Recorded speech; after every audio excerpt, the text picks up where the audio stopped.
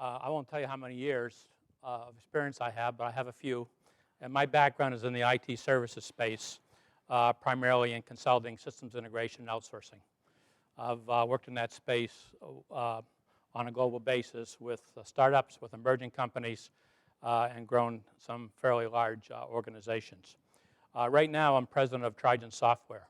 Trigen Software is an organization that develops applications, develops software, implements and supports an offshore software, and outsources software to India. We run a hybrid model. We have 20% of our resources are here in the United States focused on North America clients. And our 20% resources here focus on client relationships, they focus on sales, they focus on consulting, business analysis, requirements, architectures, things of that nature. But 80% of our resources sit in India. And they sit in India and they do their design, development, integration, support, outsourcing for our clients. So we run a hybrid model, and we have to work that model between North America and India. You may ask, why are we in India? Well, one of the main reasons we're in India is because India produces they have a lot of great schools. They produce very educated students, and those students speak English. And they're great students to bring into our firm, and as well as our competitors and our clients, bring these people in and grow and develop them.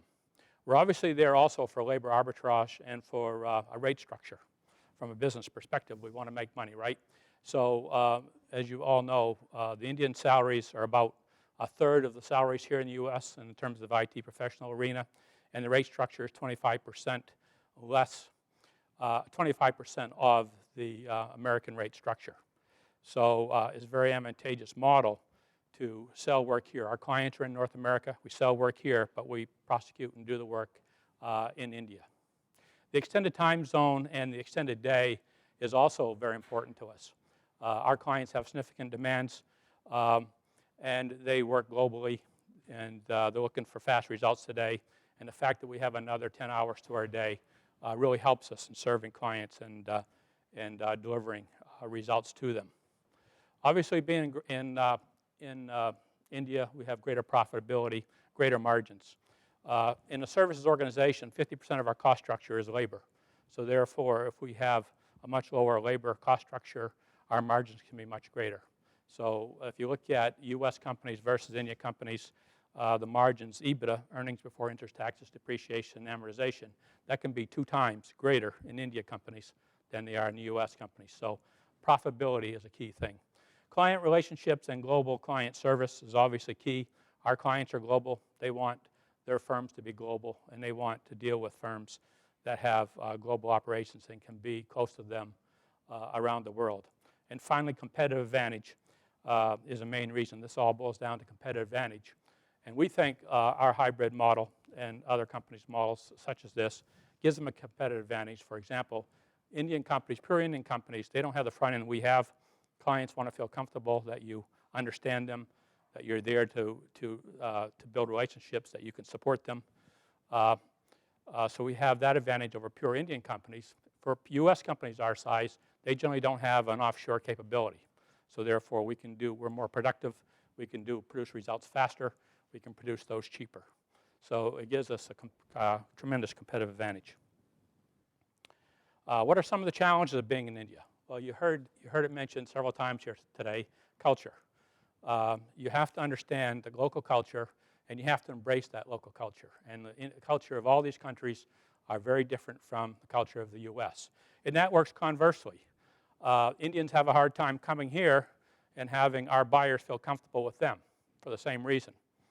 They don't understand the culture here from a sales, from a client relationship point of view. So that gives us advantage by being here. But conversely, when we go to offshore in India to deliver, to produce the results, we have to do that with Indian people, and we have to be able to understand that culture. We have to embrace that culture, and we have to have a seamless organization between here and there. Linking offshore operations with our clients is a major challenge for us. It's very often and it's very easy to sell something here, throw it over the fence, and expect it to be delivered in India. Well, it's not quite that simple, and we have to work hard for our people here to understand the people in India and how they deliver and how they do their work. And conversely, it's important that we build these cross-border teams so that the Indian people understand our buyers. They have to understand our buyers. They have to understand their needs. They have to understand why we're doing this particular solution and the value it brings to our companies. And oftentimes, if we don't work on that and build that, they don't understand that. Our client operating and delivery model is another major challenge. Now, we've been doing this for 12 years, so we have it worked out pretty much, and we're constantly improving it. But everything from people, process, software, technology, infrastructure it takes to serve clients globally, that has to be in place and has to be dial tone. Clients want us to focus on them and focus on their results. They don't want us to focus on how we operate internally in our infrastructure. So that's a major challenge, to get that operating model in place and get it working correctly. Attracting and retaining people is another key challenge for us in India. The model's changed quite a bit in India. Indian companies have grown 30%, where the US companies are growing 12, 15%. There are a lot of college kids coming out of the universities, but they're being snapped up. And right now, salaries are increasing, turnover is increasing, and to attract these students and retain them is a key challenge for us.